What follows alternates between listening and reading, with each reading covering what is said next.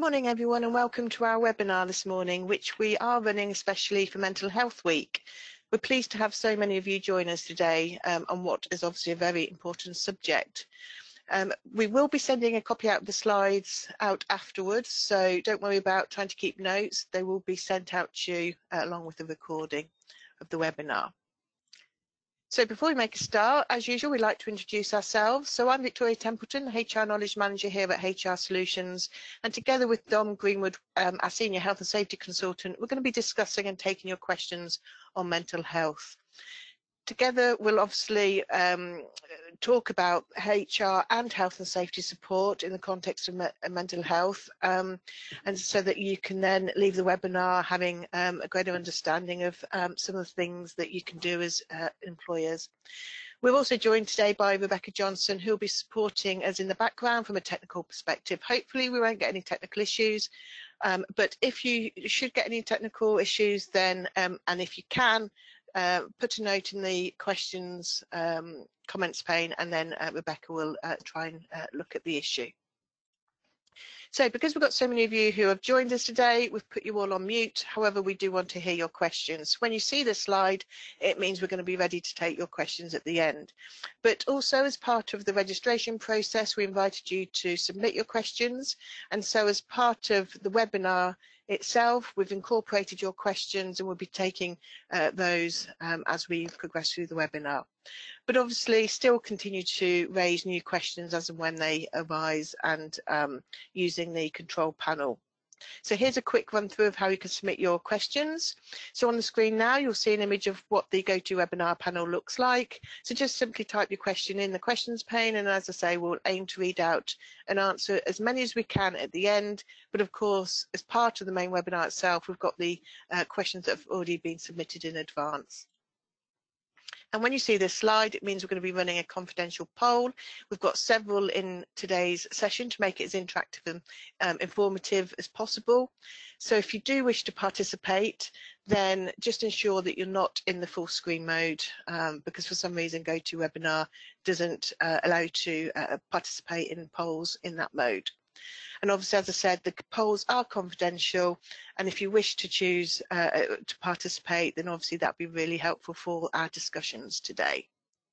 So it's Mental Health Week all week, and so let's run through how we're going to run this morning's webinar. But I just wanted to put a trigger warning, because obviously we're going to be discussing topics, answering questions that relate to mental illness. And so, you know, our intention of this webinar this morning is to help raise awareness of this important subject and to contribute in this Mental Health Week. But obviously we recognise that discussions could be a trigger for some. So I just want to let you know that obviously you've got the ability to listen back later or just pause for a moment, but we are going to be signposting for everybody where support can be accessed throughout the webinar as well. So we thought what we'll do here is just highlight the help and support that you've got available, as I said on the previous slide. So obviously the Samaritans, the NHS, Anxiety UK, and as you know, this particular week of Mental Health Week, its theme is anxiety, and we've also got the Shout crisis text line as well. But I'll provide these later on in the webinar as well. So in terms of how we're going to structure it, we're going to just bring in an introduction on mental ill health. Then we're going to look at a couple of practical case studies, and Dom and I are just going to share our practical responses to dealing with those case studies. But the majority of the session is going to be answering your questions. So those of you who have submitted your questions in advance, we've grouped those together. And we'll be taking those, and then we'll do the normal live questions at the end. So before we get going, we just want to run a few polls at this point. So first of all, I'm going to launch our first poll, and this is all about your own business, and just to put some perspective. So to what extent do you think that sickness absence in your business relates to mental health? So the options: we don't have mental health absences, or we get a few cases periodically, you're seeing frequent sickness absence or its prevalence. So share with us your thoughts and just help to put some context.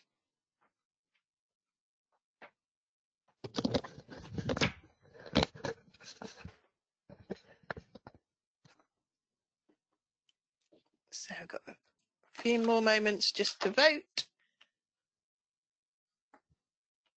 Okay, I'm going to close this poll and share the results and perhaps get your thoughts as well, Dom, on these results. So what are we seeing? So 16% of you, that's high, reporting that it's actually prevalent throughout your business. 21% frequent, 53% few cases. So that doesn't come as a surprise to me, does it you, Dom? Excuse me, morning everybody. No, it doesn't actually. And thinking about quite a number of the clients I'm working with, a good number get regular cases, and also prevalent throughout the business. Obviously, bigger companies, there's more people working there, but yeah, 16% is probably higher than it has been. And I do think that, mental health has been, receiving higher profile over the last couple of years. I'm certainly doing far more mental health training courses, writing policies and getting involved in mental health conversations than ever before. So no, the results don't surprise me. No, and we'll come on to some statistics shortly anyway as well that reinforces those figures. Thank you. So let's run the second poll that we have. And I mentioned a moment ago that anxiety is the theme for Mental Health Week. Would you know how to recognise when someone is suffering from anxiety at work?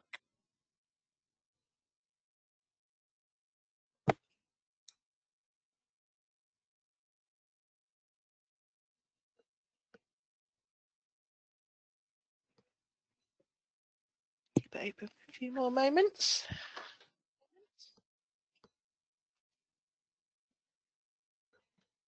Okay, let's close that poll and share the results, which should be on the screen. So 70% of you, so that's a good figure, do feel that you can recognise anxiety, and 30% don't. So hopefully through listening to today's webinar, you'll get some further clarity around that. I don't know, Dom, if there's anything you want to add? Yeah, again, I think it's great that 70% of people would know how to recognise the symptoms. What I would say is that everybody presents symptoms in a different way. And we all know the stereotypical symptoms, but there's a lot of underlying ones as well that can come through and also match with other mental health issues. So there's not one size fits all. So it's obviously looking at all your staff individually, and if something is slightly different or their behaviour changes, thinking about what it might be. But yeah, great that 70% of people are confident with that. Yeah, brilliant. Yeah, thank you. And let's move on to the third one.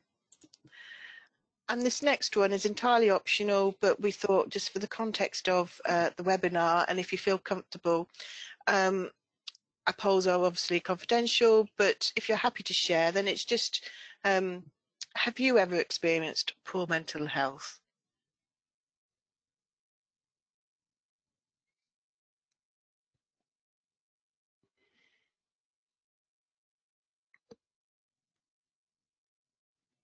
As I said, it's confidential, and just to get an idea for the context of the webinar. So let's close the poll. Let's just see. And we're going to share the results. So 67% have, and like I said earlier, it doesn't come as a surprise. I mean, we know that obviously it's on the rise. We've had a traumatic few years, haven't we, in relation to COVID, just the changing working environment and everyday pressures. So yeah, so Dom, do you have anything that you can add? No, exactly. Agree with totally what you're saying as well. We had a turbulent couple of years with global issues and things like that. I thought it actually might be higher, to be honest. Obviously, what we don't know is how many people did vote out of the out of the number, but I suppose still 70% of people is still quite high, and you know, things like today and mental health awareness weeks and things like that are all going to help with Yeah, people yeah, recognizing conditions and trying to help yeah, themselves as well. absolutely. So let's hide that. And I think we're going to go on to, let me just, hold on, my screen. I just need to sort my, bear with me. I'm just going to call up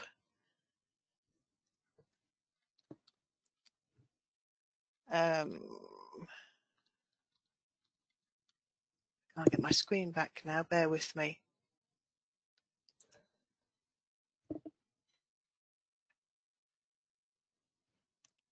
Just got some technical problems now.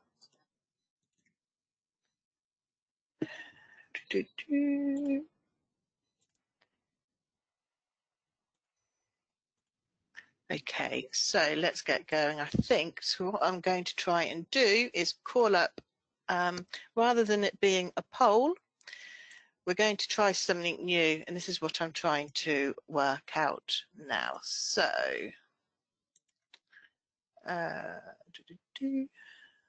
present there, and I'm going to share a different screen.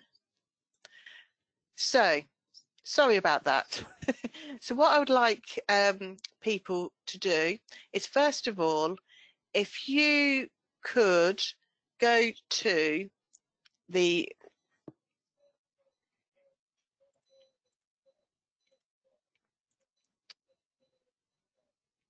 let's move it along. Okay, www.menti.com and use passcode 14164454. We're going to trial something, and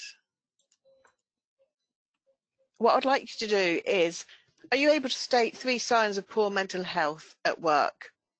So by using menti.com and using passcode 14164454, you should be able to have the option for adding three words to describe how you would recognise mental health at work. Let's see if this works.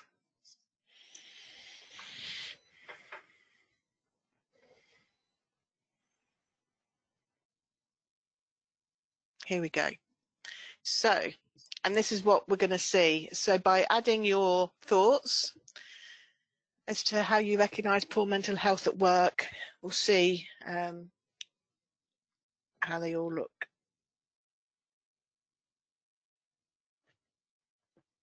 So sorry for all these technical challenges.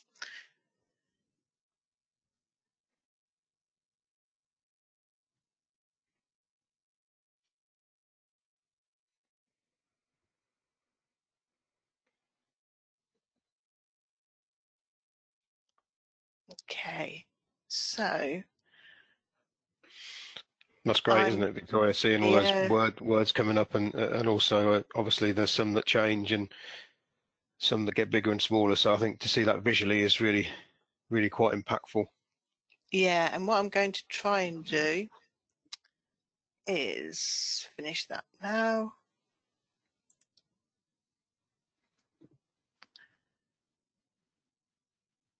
Yeah.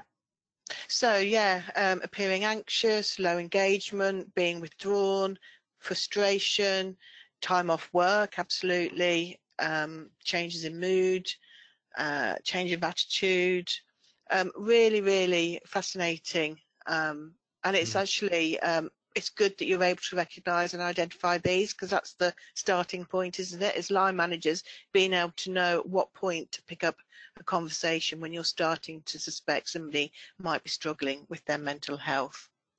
I think as well, if it, you know, just knowing your staff and your colleagues and people you work with, and you know, you would normally know how they'd react to a situation or answer a question or their personality. And I think some of these answers are about knowing people, and if they do become frustrated, irritable, withdrawn, emotional, angry for no apparent reason, there could be something else going on. So I think that's great they're able to recognise those Yeah, symptoms. absolutely. So let's see if we can get back on track after those technical issues. I'm so sorry about that. So yeah, that's brilliant. Thank you for your contribution. So what we're going to look at now is some statistics that we've got around mental health. And back at the end of 2022, early this year, we launched our SME survey, and the biggest mental health challenge for SME business owners was mental health, and a staggering 85%. We know from the Health and Safety Executive from their November 2022 reports that 17 million working days were lost due to stress, depression, anxiety. We also know that the work-related ill health cases due to stress, depression, anxiety also 65%, which is staggering. Mind report that men will experience a mental health problem between the ages of 40 to 49, and is the highest suicide rates in men. And the ONS statistics, September to October, actually recorded 24% who said that paying their energy bills experienced moderate to severe depressive symptoms. So we do know the cost of living crisis and what's going on generally is a real impact and factor in our high mental health absences. So what we're going to do now, before we get onto your questions, we're just going to, at high level, just clarify ways in which we can support and things to be mindful of when supporting mental ill health. And I guess the first thing to say is that there's, in the legal context, we need to be responsible for the health, safety and well-being of our employees. But of course, it's not only about the legal compliance, it is absolutely the right thing to do. But from a context point of view, in terms of the contract, then the Employment Rights Act is underpinned in the employment contract, where there's an implied duty of care, meaning employers must take that reasonable care to protect their employees from foreseeable harm, which obviously can include mental health. We also have the Equality Act 2010, and mental health can be classed as a disability for the purpose of this legislation. And if you're supporting somebody that does have a mental health condition, then there could be a chance that they'll be protected under this act, in which case you've got a legal obligation to put in place reasonable adjustments. And reasonable adjustments could be to the job, the working environment, the workplace. But of course, even if somebody doesn't qualify under the Equality Act, like I said a moment ago, it's the right thing to do to make those adjustments and put support in place. And then, of course, we have health and safety laws, which, you know, when Don will talk about those in reference to them as he sort of talks through on the webinar. So we've got obviously the Health and Safety at Work Act and other health and safety laws, in particular, you know, risk assessments and managing those risks, because there's that legal duty to protect the health and safety and welfare of at work of all employees and workers as far as is reasonably practicable. And like I said, it's not just about managing mental health to comply with the law and your obligations. It is the right thing to do. You know, we want to have that open, positive workplace culture where people feel they can speak up and that they feel they can get the support that they need, regardless of whether the trigger is something going on outside of work or whether the matter is a work matter. It's the right thing to do. But I'm going to hand over to Dom now, who's going to just touch on the workplace culture, which is actually crucial for supporting mental health.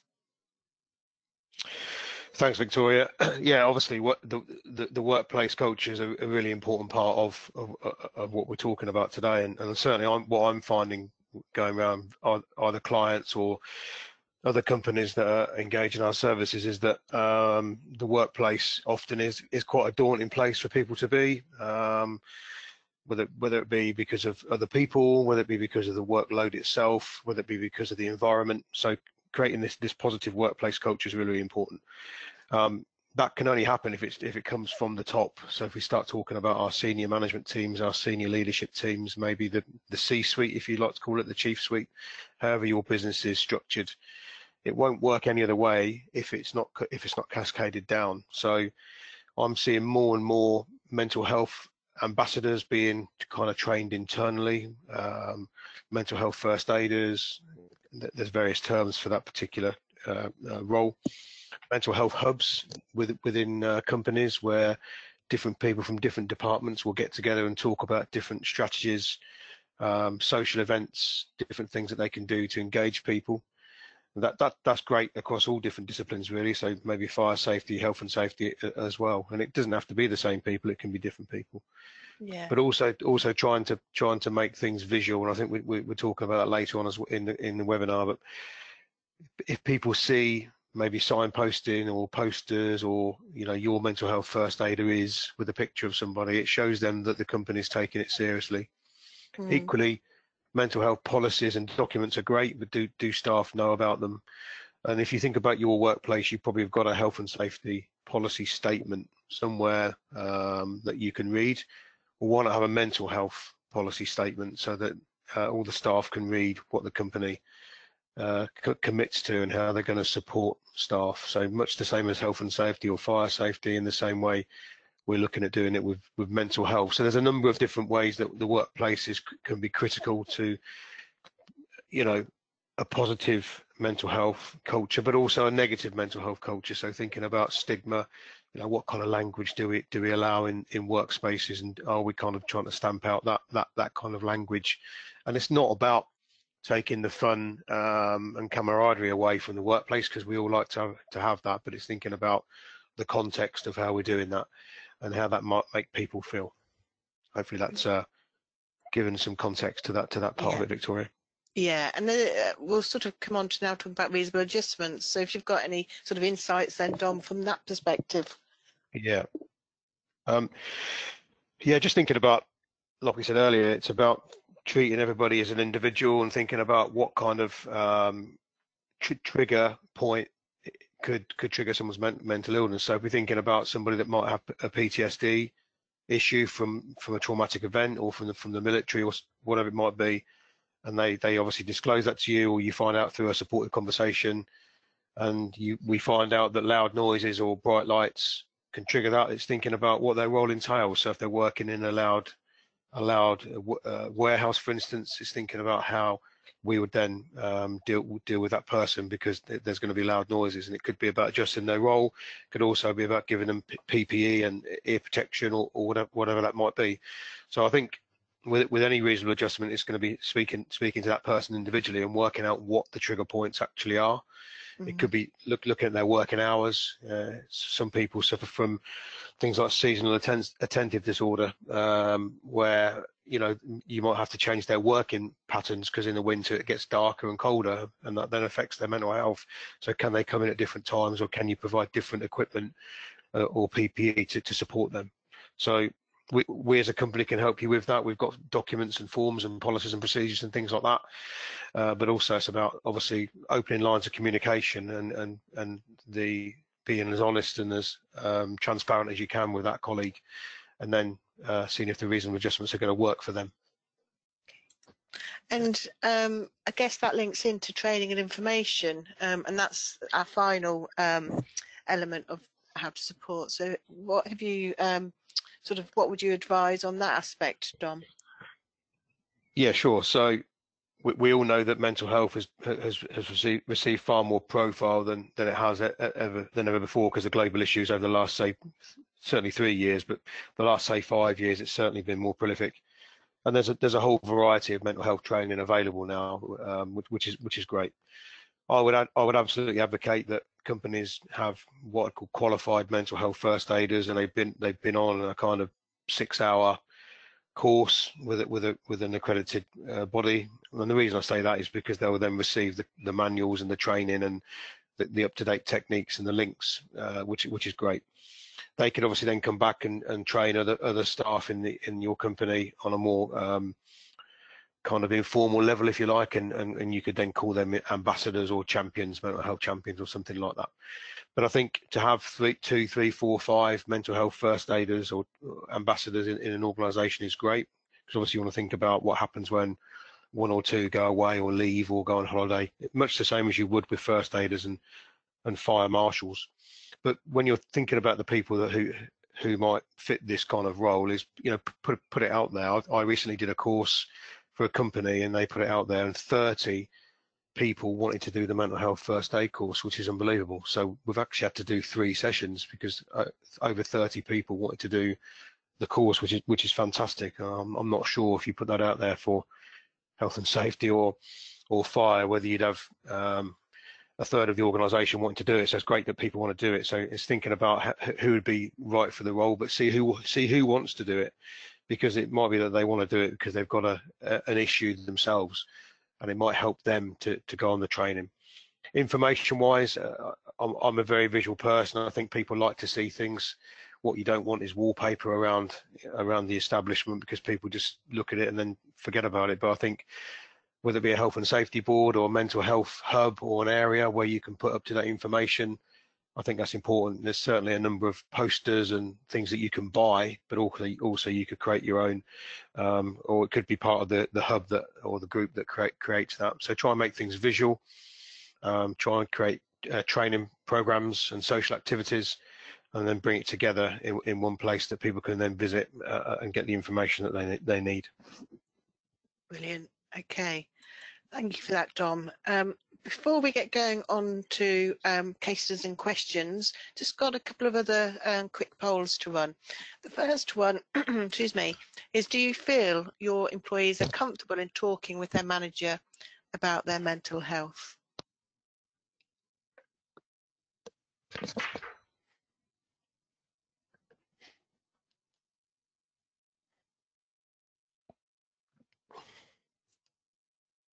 Keep it open for a little bit longer.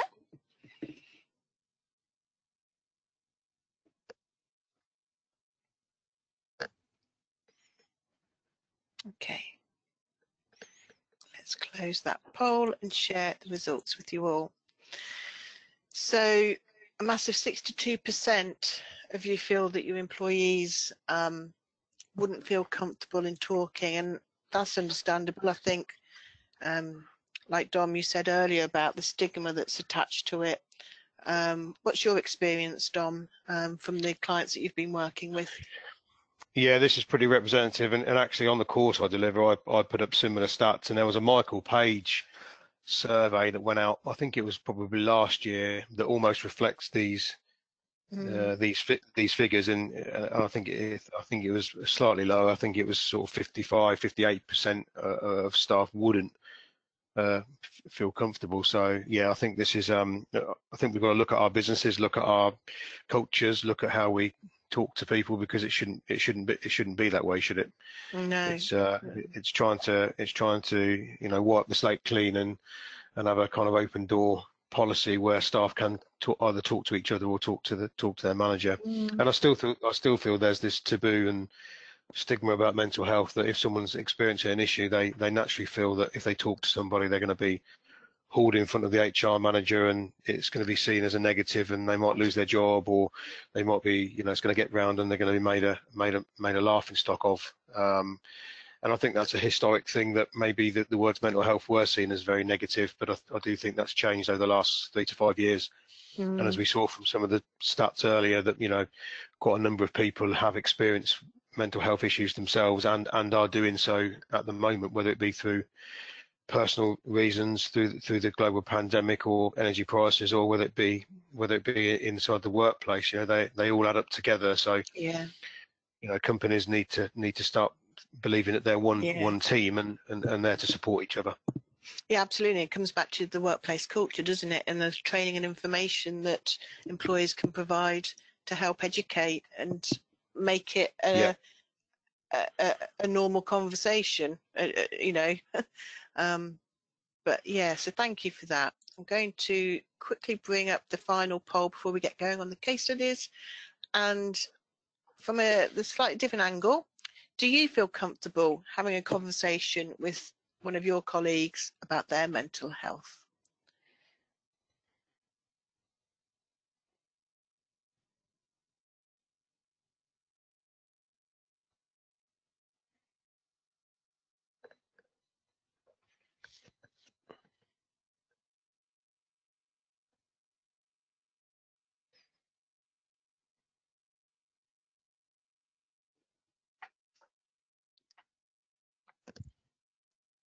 So I'll just wait a few moments and then I'll close it. Okay. Let's share this.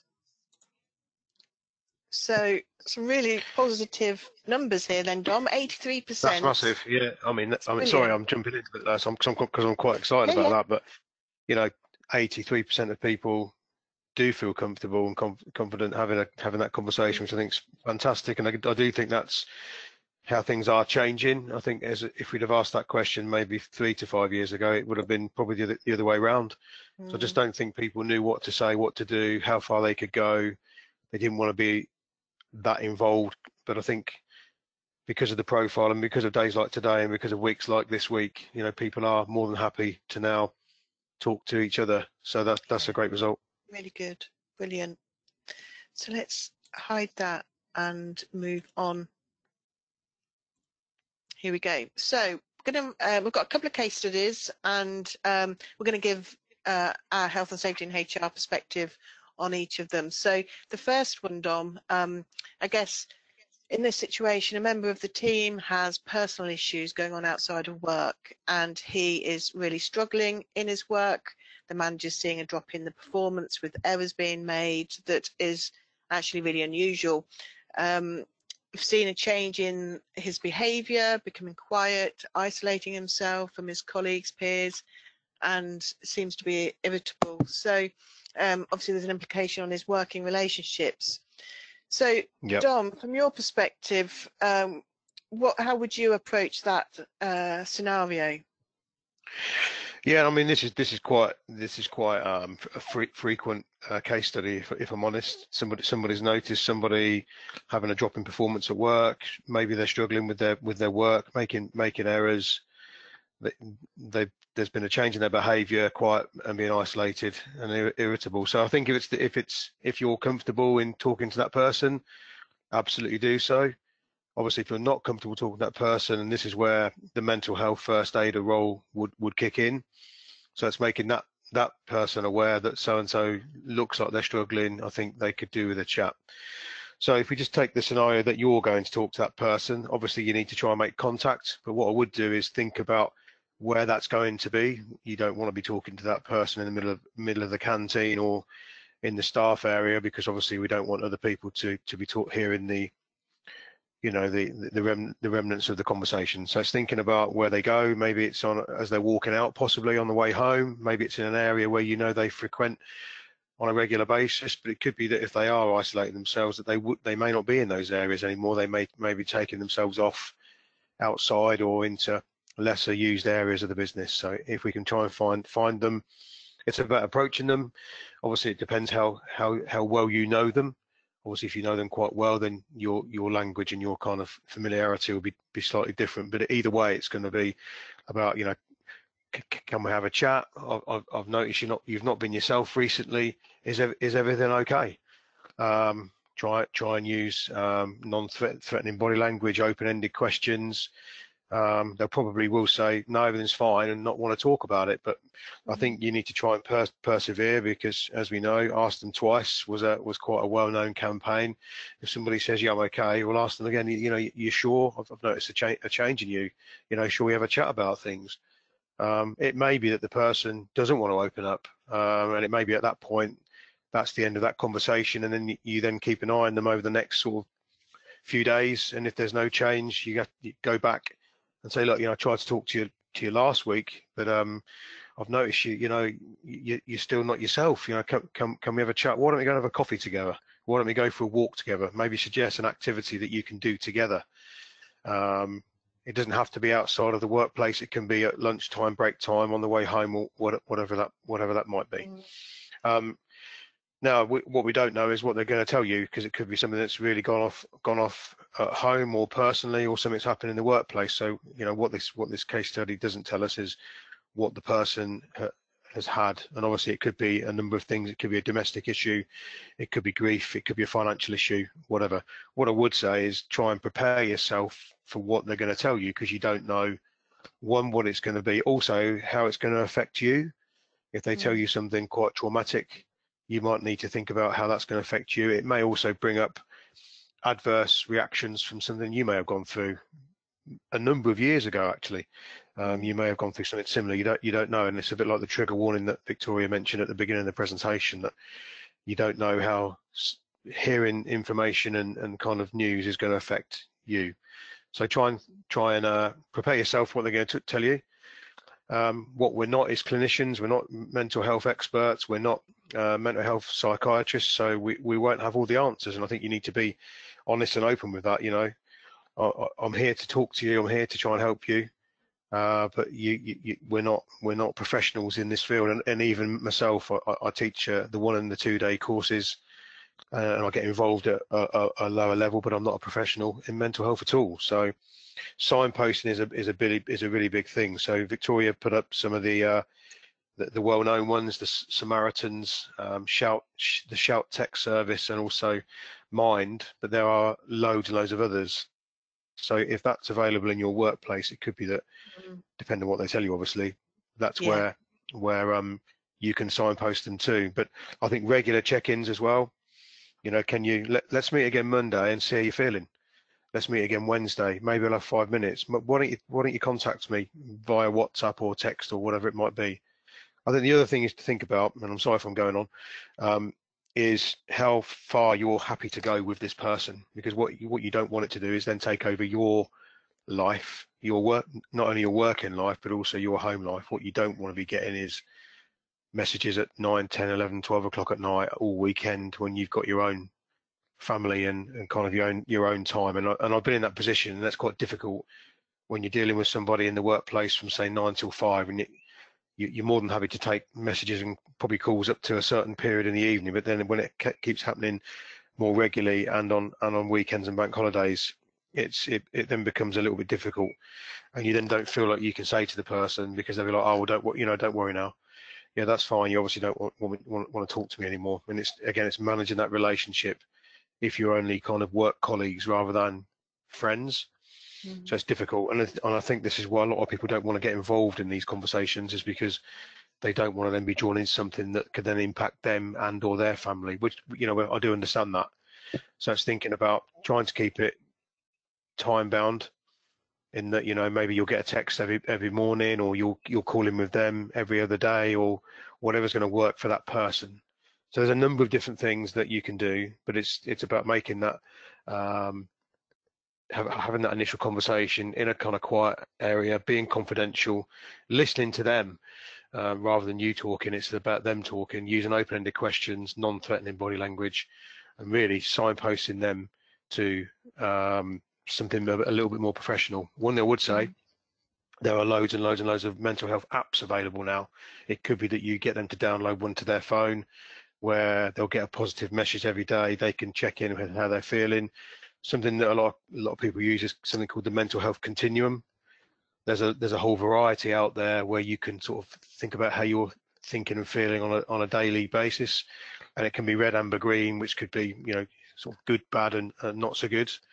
But there's various different ones around there. If you Google mental health continuums, you'll see them, and it could be that you as in a workplace could nominate one for everybody, or you as an individual could nominate one for this particular person, so they could always check in with how they're thinking and feeling. So it's quite a nice visual tool, the mental health continuum. Oh, brilliant. Hopefully that helps. Yeah, no, that's really helpful. And I think just from a HR perspective, just because obviously there's reference to performance and a drop in the performance, obviously ordinarily, you know, as a line manager, absolutely you need to be addressing performance. But I think in this scenario, if you support and have the right support plan in place to actually deal with the root cause and support that individual, then all the other aspects that you see, so the drop in performance, the isolation, the quietness, the distance between, you know, work colleagues, that will then and hopefully will become less and improve.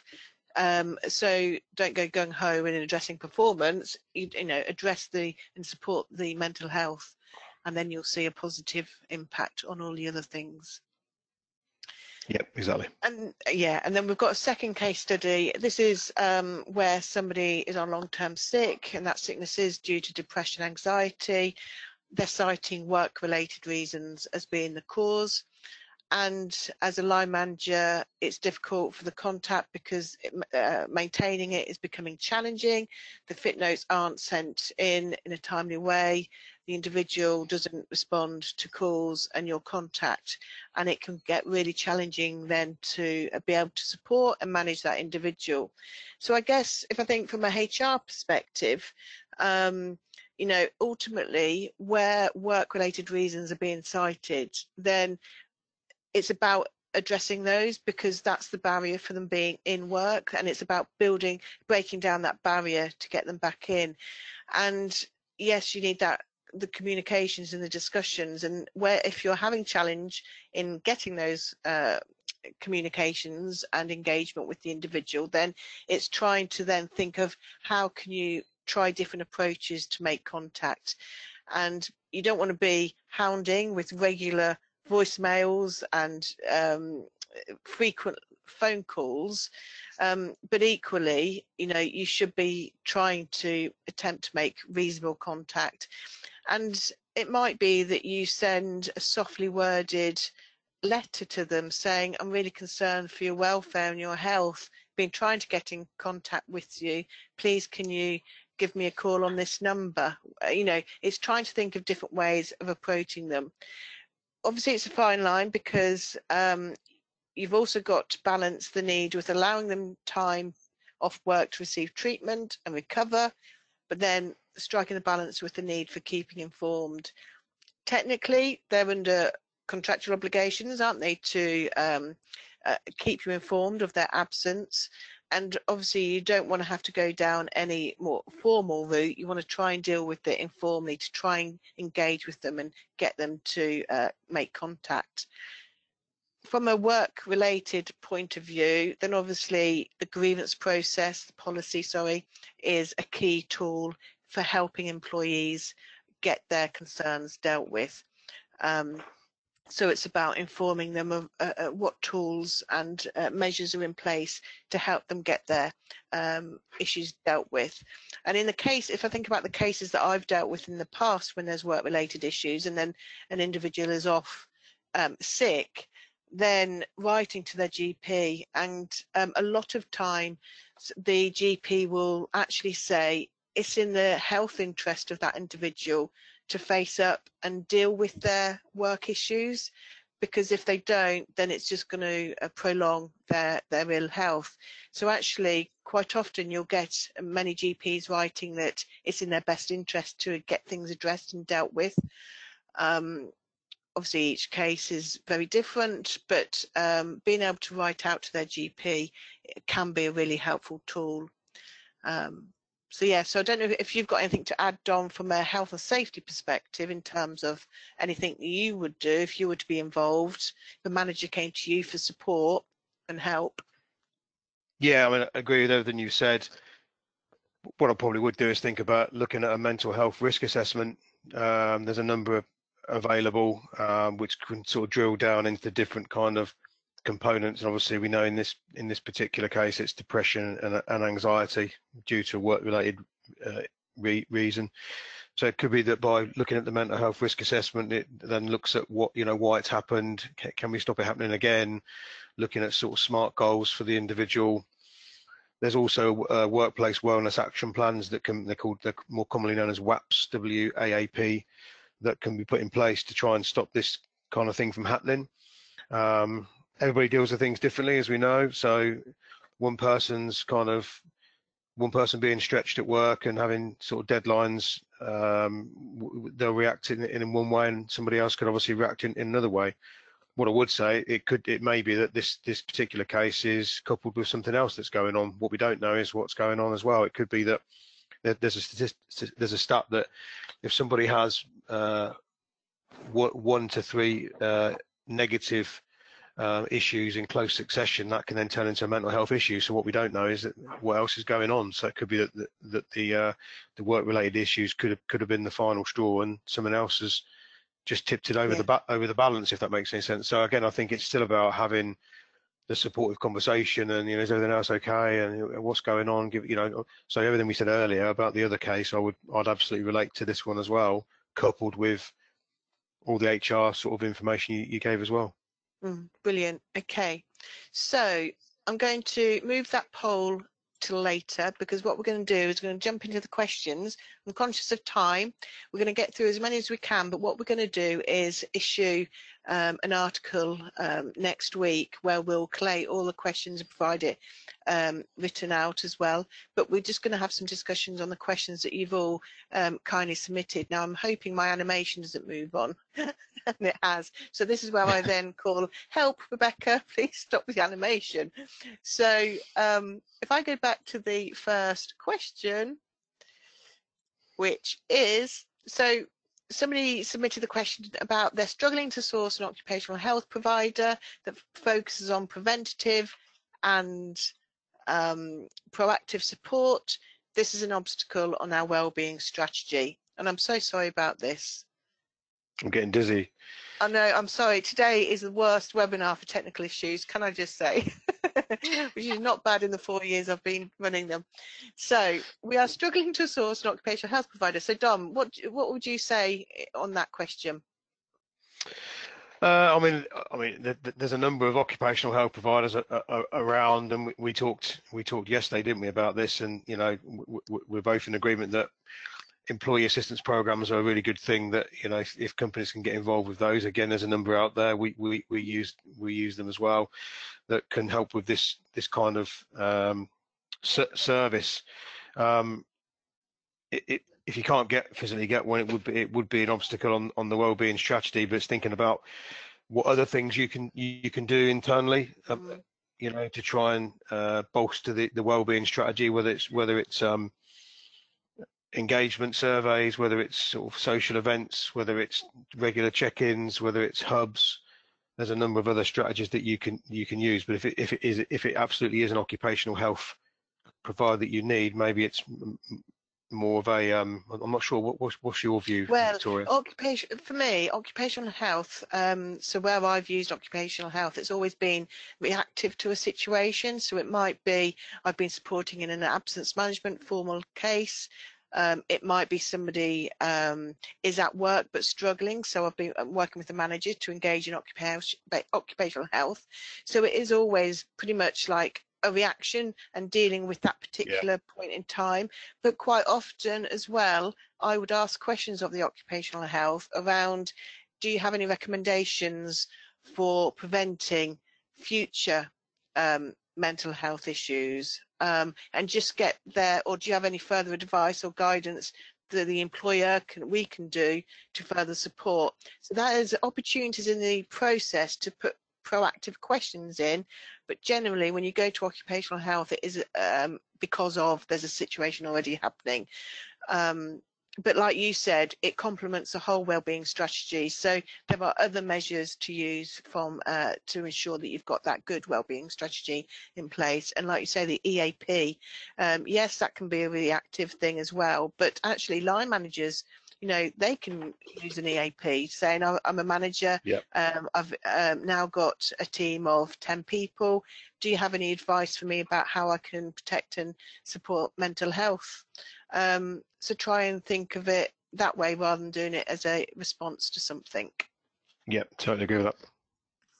So the next question is, how can HR be an effective responder of mental health issues? Well, I'd say company culture is really important. Let me just go back, and that should be paused, I think. It's about, if I have an individual come to me to say they're struggling, my role is about signposting them to the areas of support, whether it's directing them to grievance policies, because it might be something to do with something at work. It might be advising they go and see their GP, NHS 111. So my role is to help be a signpost, if you like. Also provide guidance and clarity on the benefits that we would offer. So if there's an EAP service in place, or occupational health, and perhaps put it to them, do they want occupational health?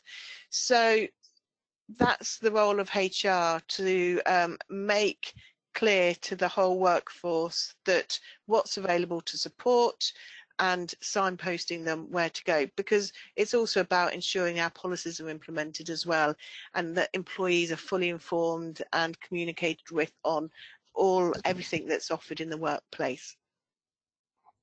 Yeah, just a quick one. I think raising the general awareness around the workplace is really key Yeah, as well. So, if staff, want to go on a webinar, for instance, a bit like this, or is there a YouTube video you can download and play somewhere? There's so much out there now that you can use to make things come to life a bit more than a policy, if you like. I mean, I'm not sure whether or not, if I think about some of the clients I work with, there's quite a lot of they probably wouldn't want to read policies and sort of documents, but they'd be happy to watch a video or be involved in a webinar, if you like. So it's thinking about other ways of bringing it to life, I think. Yeah, and HR also plays a key role in ensuring line managers are effectively trained in all aspects of managing people, including absence management. And any absence management training courses should absolutely include mental health, given that it's the leading reason for sickness absence from work.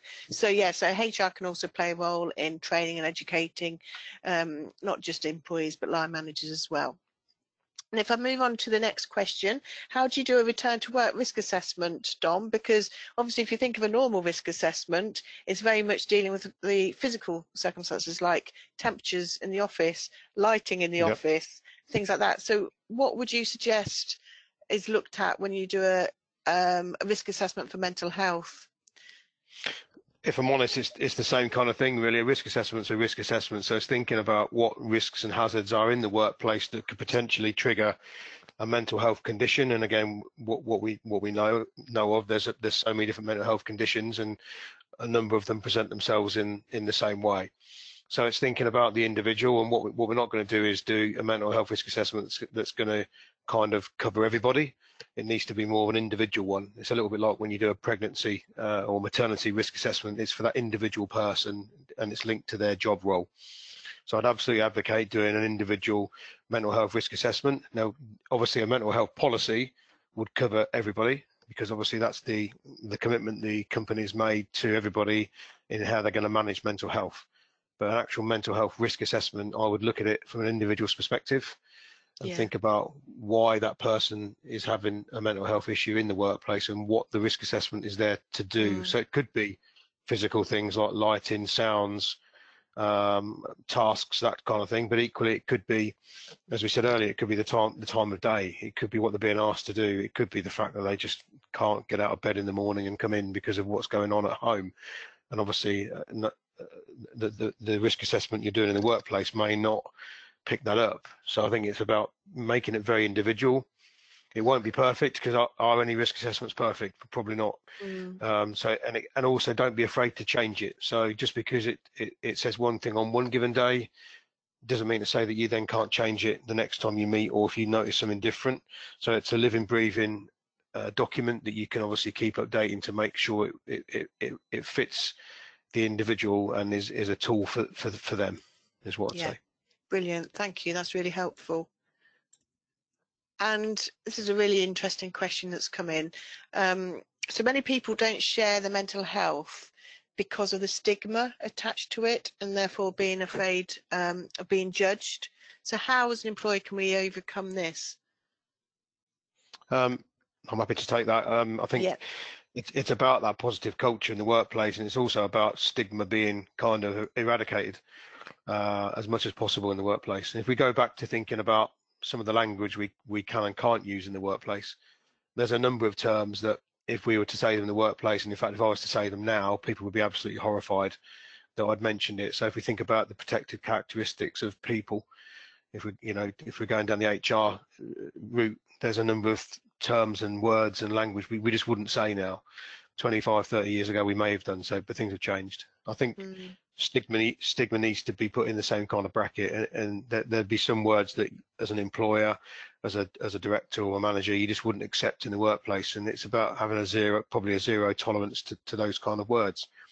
Equally, it's about context. I'm happy for people to use words like, oh, that's really weird, and that's mad, that kind of thing. That's fine, because it's talking about a situation or a piece of equipment or whatever. But if we're then talking about a person in that way, that's obviously a negative stigma, and it's very difficult language to eradicate, purely because we've been allowed to say it for so long.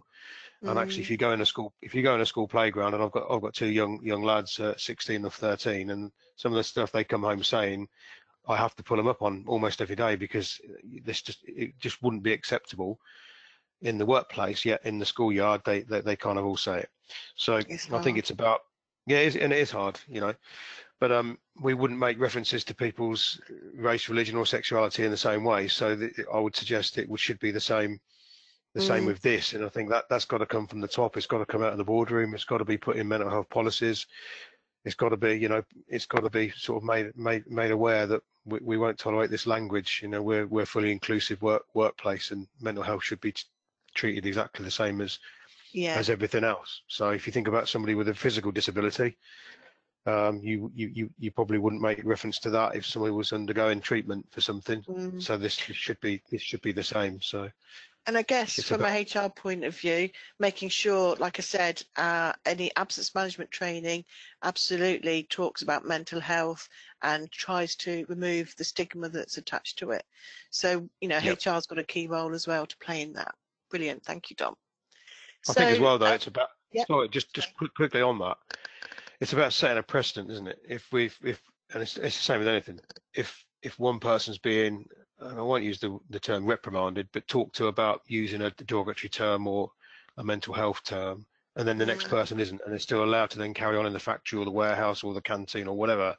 It's about kind of sticking to standards and being consistent. So I think all managers and directors or whoever it might be need to be consistent in their approach to dealing with this, because if they don't all do the same thing, it won't work. So everybody's got to be united in that kind of senior management team.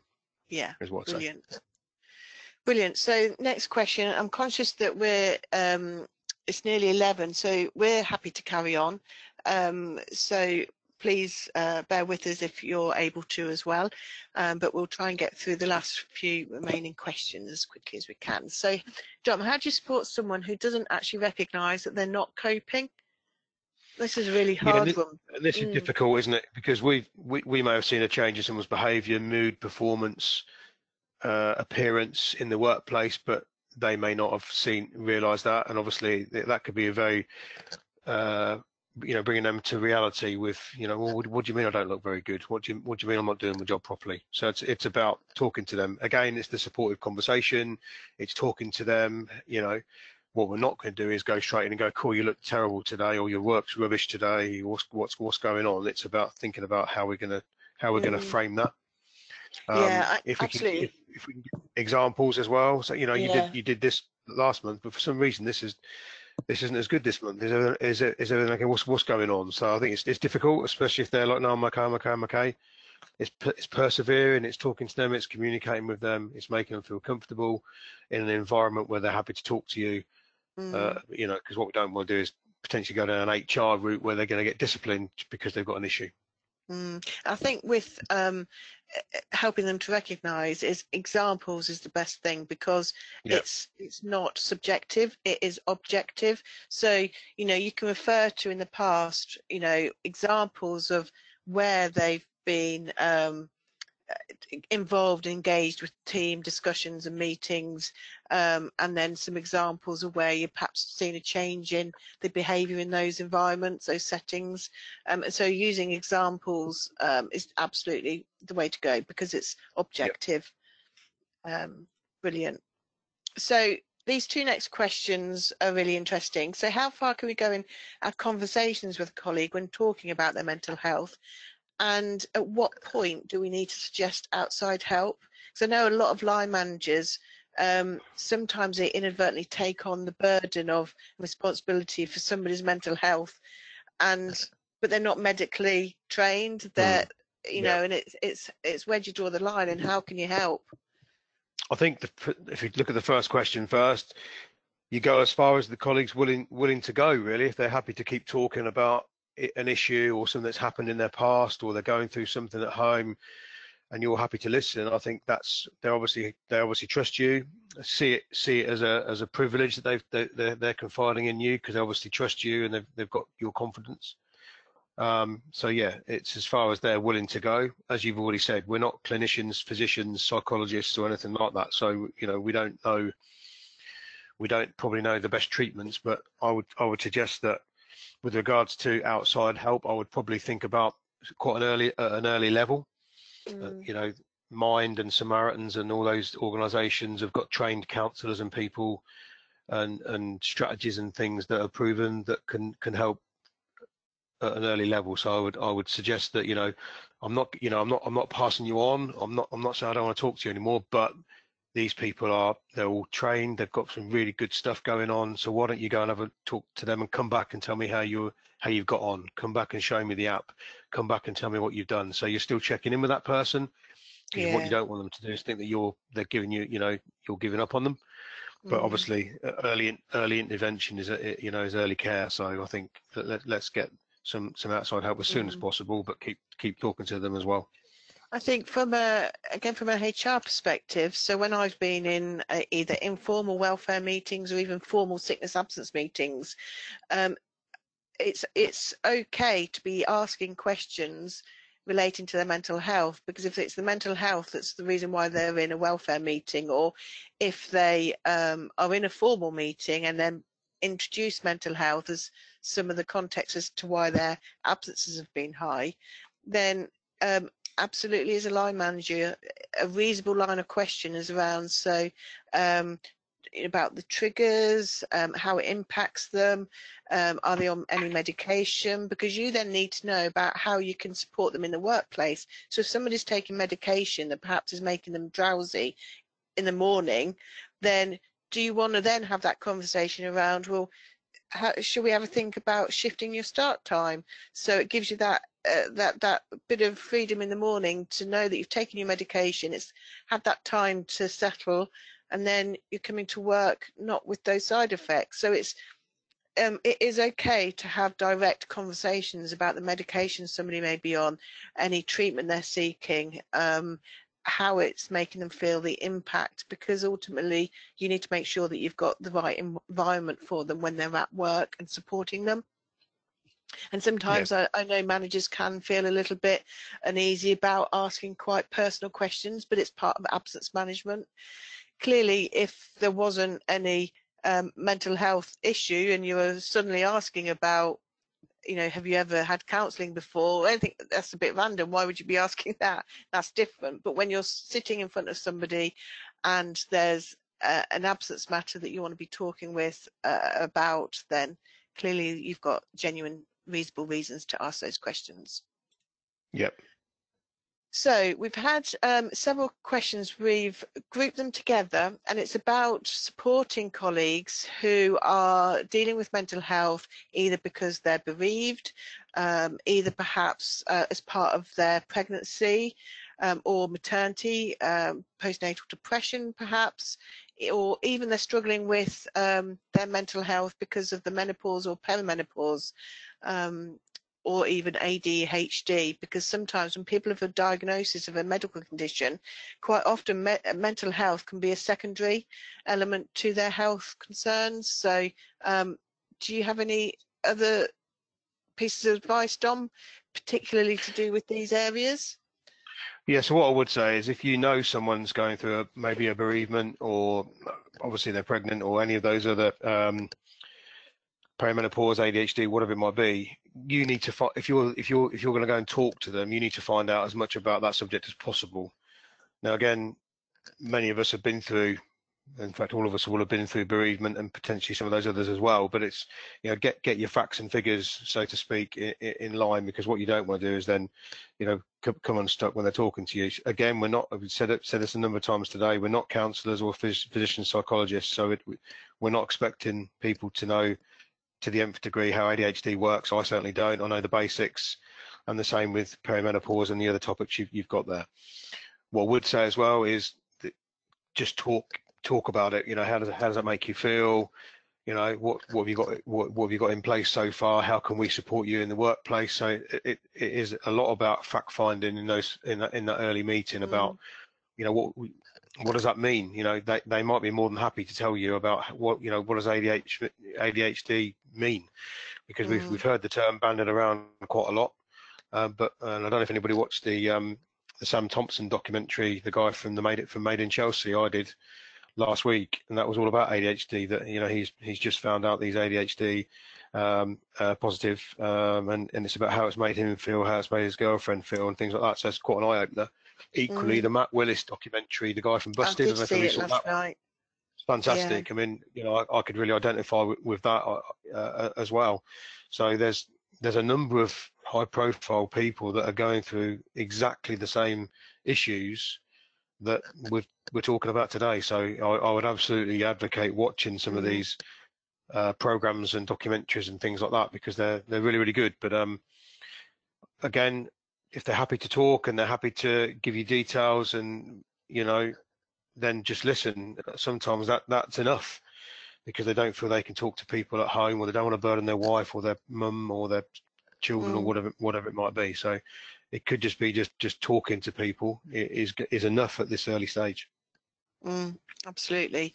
And I guess it comes also back to your workplace culture and being proactive in preventing mental health at work, and having the support policies and practices in place that then can support people who are going through experiencing that. But yeah, that's really helpful. Yep. Thank you, Dom. So how do you support someone with mental health issues and they work from home? So obviously in this new world that we're working with, hybrid working, etc., you know, how can you still support somebody and keep an eye on them when, because it can be really difficult? Yes, Have you got any it's obviously suggestions? far more difficult if someone's working from home now and you're used to seeing them in the staff room or in an office, and then they're now not there. So regular check-ins, I'd absolutely suggest checking in with someone daily. You know, and it's not about checking in what they're doing and are they hitting the deadlines, as much as it's about how, you know, how are you? Because working from home sometimes can be quite insular and lonely, as well as you know, the right decision for the business, because office spaces are expensive, and so, you know, helping people work from home is often the right business decision. But people need people sometimes, so talking to people in, like you say, in the staff room or a canteen is good for people to chat. So if you're a manager, absolutely checking in daily. I'd get them to think about maybe downloading a mental health app. There's a number out there. In fact, there's loads out there, that most of them are free, and they will then contact the person daily with a positive thought, mindfulness information, wellness information, social things. Have you tried this? Alarms can be set for break times. Go for a 5-minute walk. Loads of different strategies can come through the app, which are great. We'll see the employee assistance program we talked about a couple of times earlier, but that'd be great for someone if they're working from home. Maybe every Friday or whatever day is good, everybody gets together on a Teams call, and they do I don't know, a 10-minute quiz and talk about their week, so that everybody in the department can get together. I know we do that sometimes, Victoria, and it's always good to see faces that you've not seen for a while, and catch up with people that you've not seen about that. So it's about keeping that level of engagement together. But you know, it is more difficult when you're not seeing people face to face. It could be that maybe as a manager you do actually say, well, look, why don't we meet for a coffee once a week at the end of a day, or finish at 4 o'clock on a Thursday, and we'll meet for 10 minutes. Yeah. Logistically, that might not work if your manager's down one end of the country to another, but trying to keep that communication going is really key with this one. I know the other thing I was going to say is obviously working from home obviously became prevalent on the back of the lockdown, but actually it's very lonely, isn't it? It can be very Yeah, lonely working from home, and you know, I go through days sometimes I think, crikey, I've not spoken to somebody for like 4 hours, and it's like, exactly. you know, you can get so caught up, and actually we are hearing a lot more in the news now about how employers are wanting people to be back in the office. So Yep. obviously it all depends on the job somebody does and the arrangements you've got in place with that person, and your work and your business. But actually, you know, is there a way of encouraging working back in the office a little bit more? I know personally I go in more frequently for the social aspect of it and the interactions with my colleagues. So yeah, it's just perhaps thinking about the working arrangements. Yep. Actually, could they benefit from being in the office a little bit more? Obviously, it all depends on, as I said, the job, the business, the context, and the arrangements that's already in place. So we've got the final question. What I'm going to suggest is we go through this question, then any questions that have come up live, we'll put them all together and we'll issue something next week just so we respond to everybody. So this last one is about managing someone that's in a role that's very pressurized, there's high workload. It comes in peaks and troughs, and so obviously when there's a period of mental health absences, they tend to occur during the peak periods. And another question that came through as well is around burnout. How do you support someone that's suffering from burnout? So I've linked those two questions together. So any insights, Dom, would be very good. Yeah, certainly. So again, as a manager, it's about communication with that person. Certainly, if you know their working patterns or you know the projects they're working on, and you've got these peaks and troughs coming through, it's thinking about trying to preempt those a little bit. So if someone's coming towards the end of a project and they're gonna then go into a kind of trough because they've not got so much to do, or the kind of excitement's gone, or whatever it might be, it's thinking about what else they could then become involved with. So as a manager, it's knowing your staff, knowing your workforce, knowing what the projects and their deadlines, so that you can then intervene if needs be. Equally, if they're struggling hitting deadlines, you know, what level of support can you give those? Can you stretch them? Can you help them yourself? Can you assign other members of staff to them? Can you sort of break them down into time management so that different smaller manageable goals are achieved over lesser periods rather than just one big deadline? With reference to kind of burnout, they're not, you know, obviously we don't want people to get to that, and we're hearing that term more and more.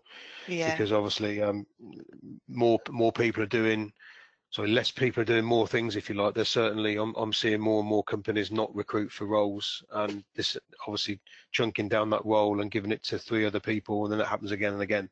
So someone's sort of responsibilities are being massively heightened, so they are getting towards burnout. We don't want to get to that, because absenteeism and mental health is going to suffer.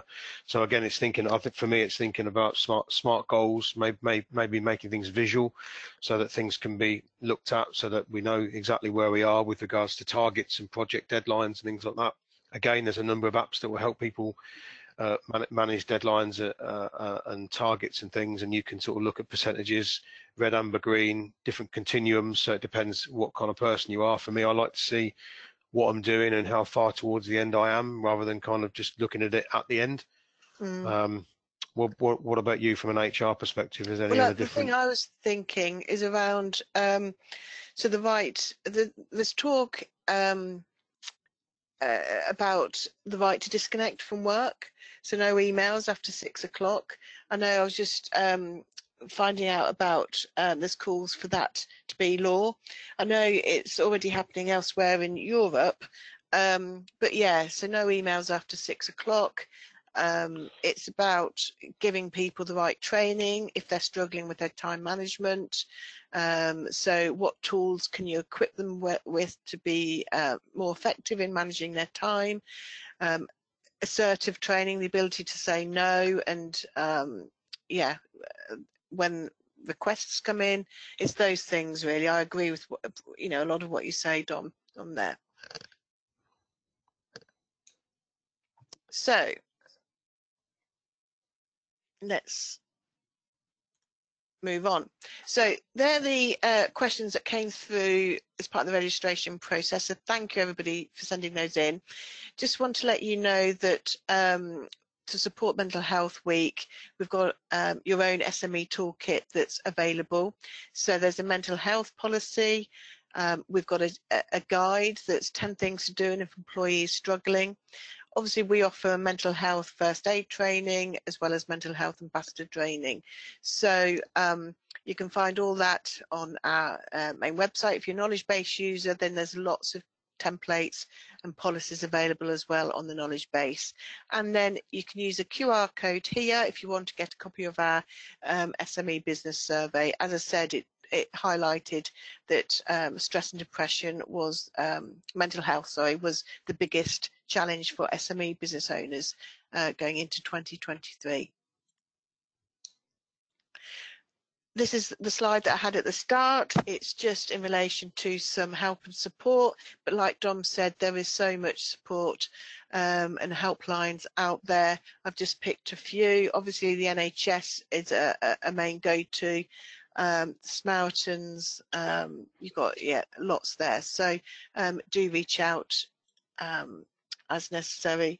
Just going to run a quick couple of polls. I'm going to run the last one, I think, just to put some context around mental health, and it's what you think is the main trigger for poor mental health in your workplace, you know, and it's multiple choice. You can select as many. So do you think it's a cost of living, the effects of the pandemic, workplace pressures or relationships, or home and personal life? So be interesting just to get an idea for context. I guess it's probably a mix of everything.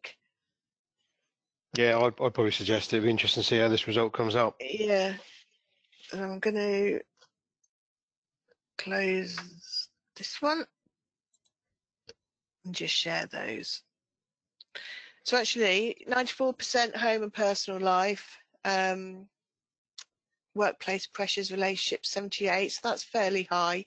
And I think, you know, the way we work is different. We've got enhanced technology, remote working, social media, you know, people's access to individuals is so different, isn't it, with mobile phones and everything. I think, and 24/7 really is, everything's open 24/7 pretty much, and there's always a rush about, isn't there? So I think just work, just pressures in general, and the effects of the pandemic. I mean, it still impacts people to this day, doesn't it?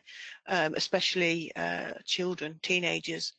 But yeah, and also the I think the cost of living, and also this fell out the back of the effects of the pandemic, hasn't it? Is, you know, things have increased due to that, and obviously we've got the recent conflicts globally as well. So I think actually a lot of these do kind of exacerbate each other, so to speak.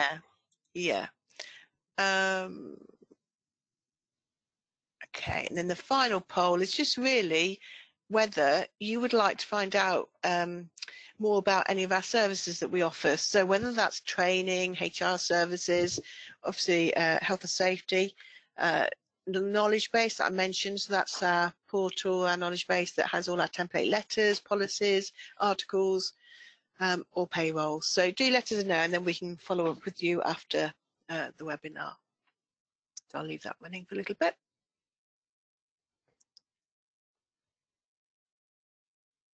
Okay, and then I'm just going to close the webinar. I've just got a few slides just to show you.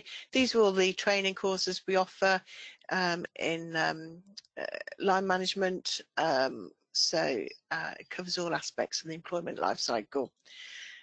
We do have health and safety training. So obviously Dom's spoken a lot about the mental health. So mental health first aid, as well as mental health ambassador, and also a safeguarding ambassador training course as well that we offer. We continue to offer our free webinars, so they're every month. Obviously today's webinar is an additional one for this month because of the Mental Health Week, but our usual schedule, so from next month I'm going to be looking at the pros and cons of adopting a 4-day work week. Then it's going to be about looking at how to recruit. Obviously there's still recruitment challenges, so what different approaches can you take to overcome those challenges. Then we're going to focus on building skills and capabilities of your workforce. That's our August webinar. How to become an age-friendly employer. And then we've got some developments on immigration law in October in readiness for some changes that are coming about. So That just leaves me to say thank you everybody for joining today. Thank you for participating in the polls and submitting questions. Thank you, Dom, for your valuable insights and help and support in obviously this webinar. Apologies for the technical issues. As I've said, this is probably the worst webinar that I've experienced myself with the technical issues, but we got there in the end. And thank you, Rebecca, for helping in the background with the animation and any other technical questions. So hope to see everybody on our next webinars, and thank you once again. Thanks everyone. Thanks, Victoria. Thank you.